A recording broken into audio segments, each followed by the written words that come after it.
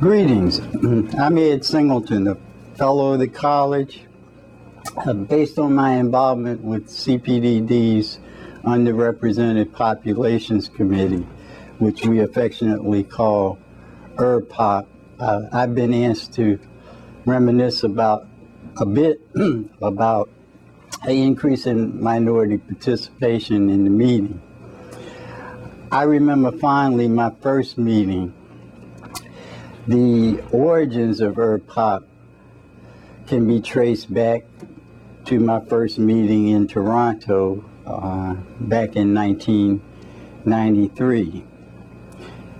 I chaired the committee with Jack Hennifield until 1997, and later with Jim Anthony until 1999.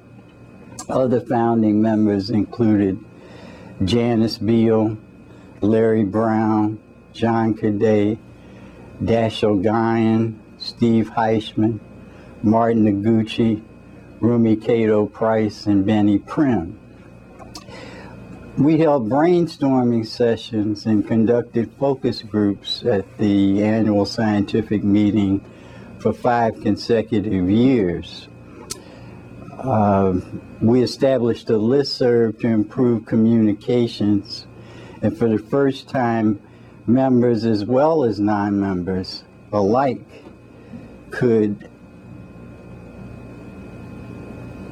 had a voice in determining what true participation meant. During that time, I remember spending a day with Lou Harris down in Richmond, Virginia, learning a lot about increasing minority involvement. I remember the encouragement and support of CPDD board members and other members, especially Steve Holtzman, Billy Martin, Linda Dykstra, and Bob Balster.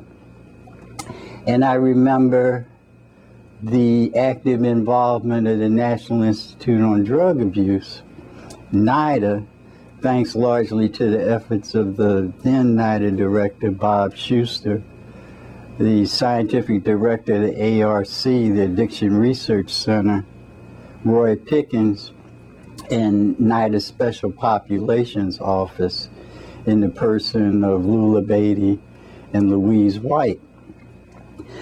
The progress that's been obtained in the 21st century, in terms of the health disparities agenda, the mixers reception and the special ERPOP committee sessions, the linkages with Kathy Burlew and the Clinical Trials Network Minority Interest Group, Dr. Wesley Clark and the Center for Substance Abuse Treatment's support of travel awards for substance abuse treatment professionals to attend CPDD after CSAT satellite meeting, and the CSAT and NIDA sponsored Prim Singleton Minority Travel Awards.